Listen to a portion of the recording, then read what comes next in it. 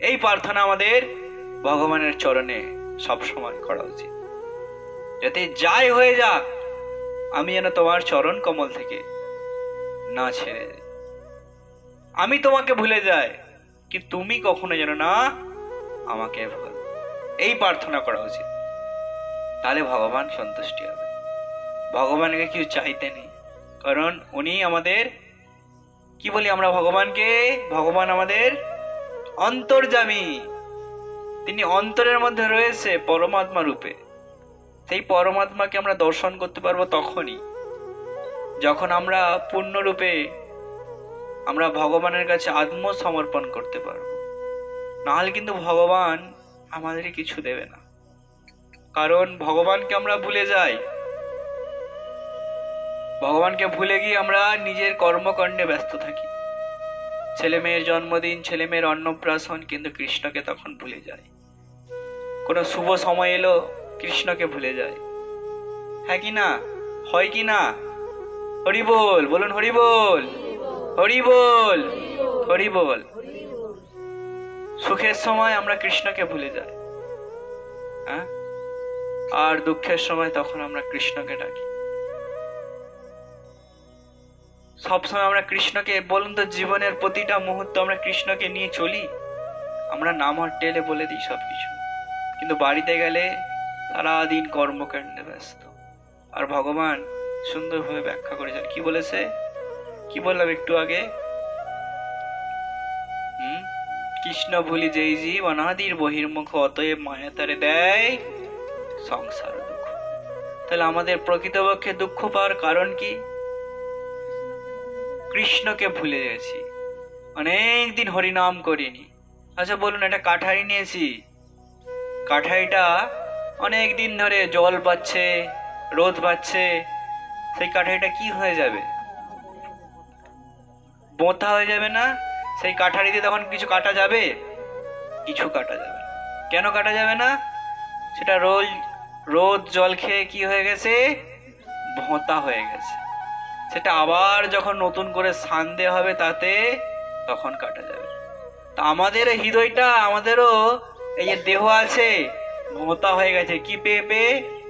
অনেকদিন হরিনাম করিনি, অনেকদিন জপ করিনি, অনেকদিন ভগবানকে দর্শন করিনি, অনেকদিন কান থেকে বৈষ্ণব কথা শুনিনি, ভগবানের যে লীলা মহিমা, লীলা মাধুর্য, ভগবানের গুণ মাধুর্য কিছু শ্রবণ করিনি, বৈষ্ণবের সেবা করিনি, বৈষ্ণবের মুখ থেকে হরি কথা শ্রবণ করিনি। কি করে থাকবো? হবে কি? তাহলে ভোঁতায় হয়ে যাবে। তাহলে কি করতে হবে? তাকে বেশি করে বৈষ্ণব সেবা করতে হবে, বৈষ্ণবের চরণে আকৃষ্ট হতে হবে। বৈষ্ণবের সেবা মানে কি? বৈষ্ণবের পা টিপে দেয়া, গুরুদেবের পা টিপে দেওয়া, এটা নয়। অনেকে আছে বৈষ্ণব সেবা মানে এই দুদিন খাইয়ে দিল, এটা বৈষ্ণব সেবা? হাই ভগবান! বৈষ্ণবের সেবা মানে বৈষ্ণবের যে কথাগুলো, বৈষ্ণব কার কথা বলে? বিষ্ণুর কথা বলে, ভগবানের কথা, রাধা মাধবের কথা। সেই কথা থেকে শ্রবণ করে, কথাটাকে কানে নিয়ে, হৃদয়ে গেঁথে নিয়ে ভগবানের সেবা করে, তাহলেই কিন্তু বৈষ্ণবের সেবা ফল পেল। হরি বল। বাণী সেবা করতে হবে। গুরু মহারাজ, গুরুদেব আমাকে আদেশ করেছেন যে আমি তোমার নাম করব, নাম করার জন্য আদেশ দিয়েছেন, প্রচার করার জন্য আদেশ দিয়েছেন। সেই আদেশটাকে যদি আমরা চিরধার্য করে প্রচার করি, তাহলে কি লাভ হলো? সেই আদেশ, সেই সেবা লোক দেখানি। গুরু মহারাজ আপনার জন্য আমার কি কষ্ট হচ্ছে, এই সেবা না করে গুরু মহারাজকে দূর থেকে দর্শন করুন। গুরু মহারাজ মনে মনে হৃদয় থেকে জানান, গুরু মহারাজ আমি তোমার জন্য কিছুই করতে পারিনি, যদি আপনি কৃপা করেন আমি একটু প্রচার করতে চাই। এইভাবে প্রার্থনা করবেন। গুরু মহারাজ হচ্ছে ভগবানের প্রতিনিধি, আর ভগবান তো অন্তর্যামী, আমাদের হৃদয়ে রয়েছে সব সময়ের জন্য। তিনি সবকিছু দেখতে পাচ্ছেন। তিনি দিয়েছেন সূর্য, তিনি দিয়েছেন চন্দ্র, তিনি দিয়েছেন বায়ু, সবকিছু তারা ভগবান সবকিছু দর্শন করছে। ভাবছি আমাকে তো কেউ দেখছে না, আমি ঘরের মধ্যে করছি, কে কি দেখলো, কিন্তু ভগবান চিত্রগুপ্ত, ভগবান কি বসিয়ে রেখেছে? Chitragupta, CCTV camera. আপনি কি ভগবানের চোখকে ফাঁকি দিতে পারবেন? পারবেন না। ভগবান ক্যামেরা বসিয়ে রেখেছে। আপনি ঘরের মধ্যে একাদশীর দিন সুন্দরভাবে রন্ধন করে খেয়ে নিলেন, হরে কৃষ্ণ, ভগবান দেখতে পাবে না? সেটা কাউকে দেখানোর জন্য ভক্তি জীবন নয়। ভক্তি জীবন নিজের জন্য, নিজের পরিবারের জন্য, যাতে আমি এই আত্মাটাকে শুদ্ধ করতে চাই, পরিশুদ্ধ করতে চাই। আমরা কেউ মারা গেলে কি করি? মারা গেলে প্রায়শ্চিত্ত করি।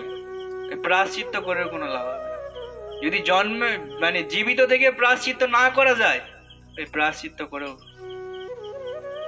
জীবিত থেকে প্রায়শ্চিত্ত করতে হবে। কিভাবে? দেহকে পবিত্র করতে হবে, দেহকে শুদ্ধ করতে হবে, ভগবানের নাম করতে হবে। অন্তত পক্ষে মৃত্যুর পূর্বে অন্তত হরিনাম করাতে হবে একটু। যে বাড়ির ছেলে বৌমারা ভক্ত হয়ে যায়, তারা দেখবেন দিনের 24 ঘন্টায় তার কানের কাছে হরিকৃষ্ণ মহামন্ত্র লাগিয়ে রাখে, যাতে সে তার চেতনা সে থাকাকালীন হরিনাম তো করতে পারেনি, যদি এই কানের মধ্যে একটু গিয়ে তার হৃদয়টা পবিত্র হয়, অন্তত উদ্যোগতি লাভ হয়। এই রকম আমরা যদি কাউকে প্রদান করতে পারি, একমাত্র কি প্রদান করতে পারি? হরে কৃষ্ণ কৃষ্ণ কৃষ্ণ হরে হরে, হরে রাম রাম রাম হরে হরে।